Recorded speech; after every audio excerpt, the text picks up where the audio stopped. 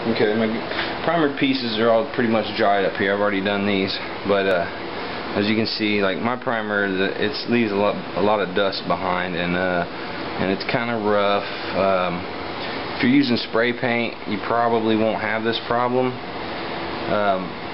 but you still want to prepare it after it's well dry. Spray cans, you're going to want to let this dry a lot longer than what I have to. Automobile primer dries, it's only been 5 minutes, guys.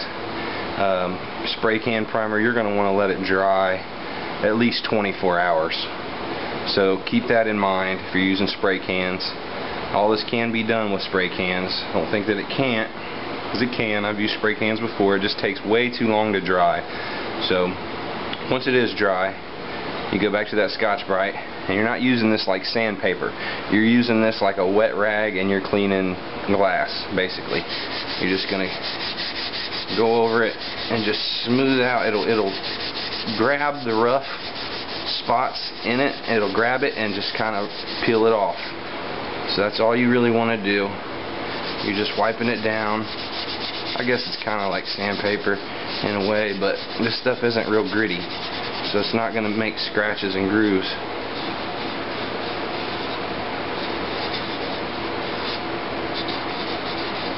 You just want to get in there and get all the rough out, make everything smooth again. Now if you see that your edges are showing through again, that's not a problem. It'll be fine. The paint itself is going to eat into the plastic. I mean, that's what paint does. It eats plastic.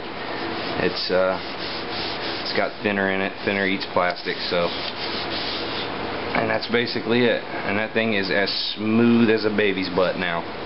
And what you're going to want to do is move all these pieces off of here. Take them to a different location. And you're going to get a tack cloth. This is called a tack cloth.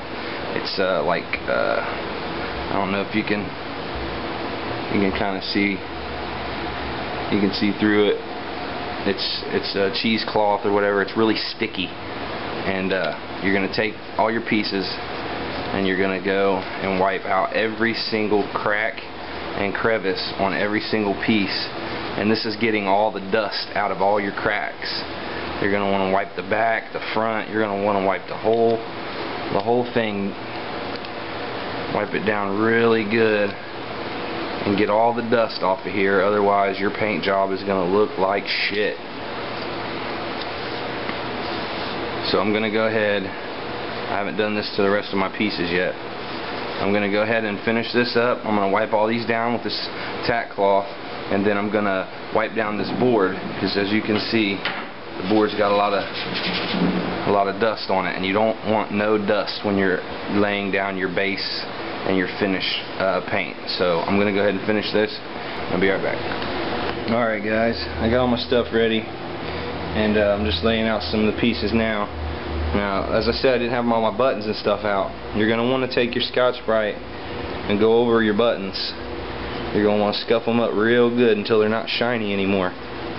Now, for those of you that are worried about the center light in your power button showing, it will show through the paint. I promise you, it will show through. If you have a problem with it showing through, there will be an indent from the power button, and if you do it ever so carefully, you can scrape the paint on that power button and get it to show through. I've never had a problem with any of these that I've done showing through. So that being said, you know, it's just how I do mine. To each his own, I guess. And I've got spreaded all these pieces down really good. And what I've done is, because these are so small, that when you go to spray them with your paint can or your spray gun, whatever you're using, they're going to blow away. So I just kind of, if it fits in a hole, good, go ahead and nail it down. If it's going to spin around as you're spraying it, you want to put 2 in. If you can't find another hole for it to fit in, just find the best place for it.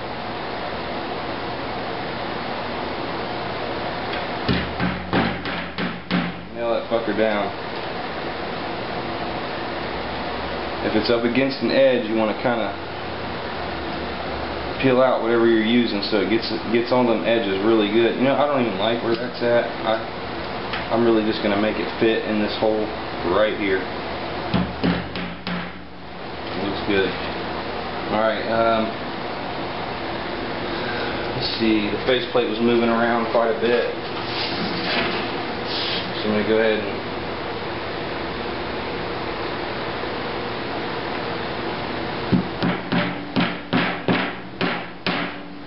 secure the faceplate as well.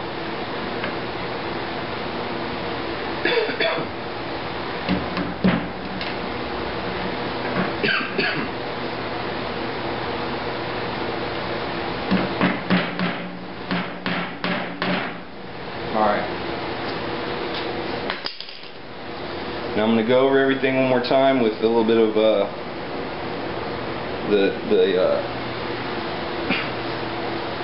tack cloth one more time. And on the case, you want to start, I know I didn't prime this, I don't really give a shit. You want to start on the inside with the case. Reason being is you will see some of it. And you're just going to put a light coat in there just to make it color. You're not painting this, you're just coloring it.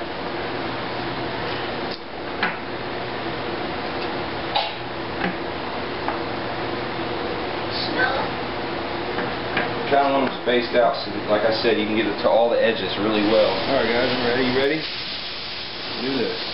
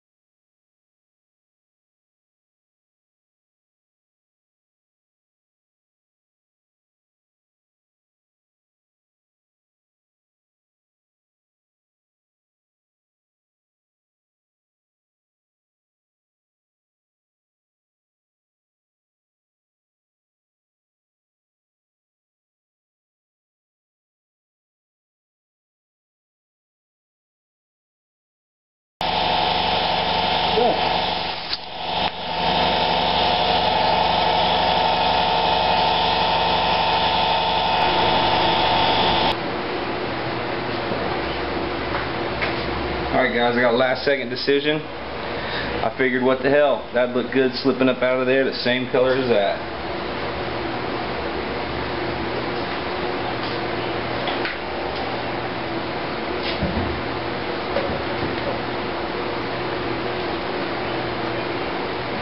Just going to take some thinner on a rag. Get this off my face. I'm just going to get some thinner on a rag. I'm going to just wipe it down just so that it's clean and it melts the plastic up just a little bit.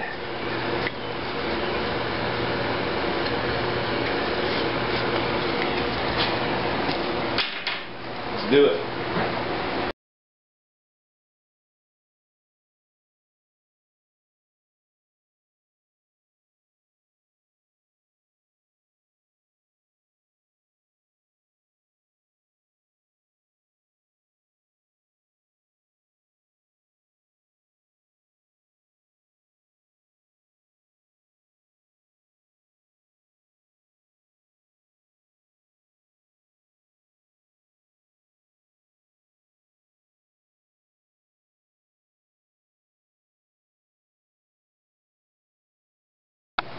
Alright guys, one more last minute split decision. I don't like that orange. I'm going to throw down some California Gold Pearl over top. And it's got a lot of metallic-y, sparkly, pretty looking shit in it. So that's what I'm doing. And let's get busy.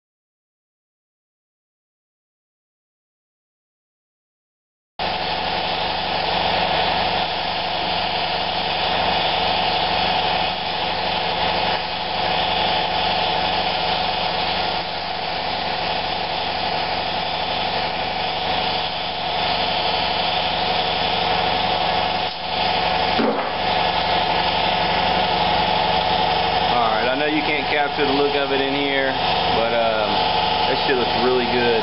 I'm talking really good. We'll take it out in the sunlight once it's dry for the assembly.